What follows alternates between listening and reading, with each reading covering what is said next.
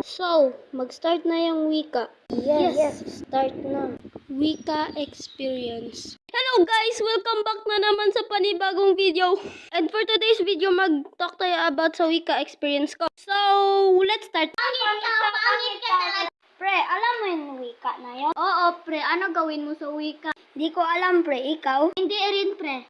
Wala kayo sa akin kasi ako may gawin ako sa wika. Yabang-yabang mo, suntukin kita dyan. Sorry. So, ako kasi yung nag-drawing. At walang nag-believe sa akin until sa last na. Kasi nagagalit ako sa hindi nag-believe sa akin. So, nigalingan ko talaga.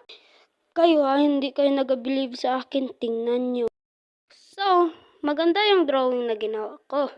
Third place ako, pero okay lang yun. At least third.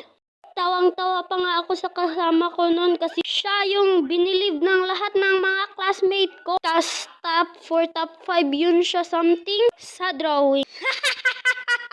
Meron rin iba magawa sa wika like magkanta. Halika rito, dito ka lang sa tabi ko.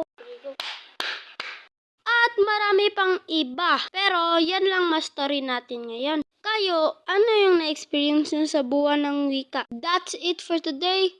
Please like and subscribe. Bye!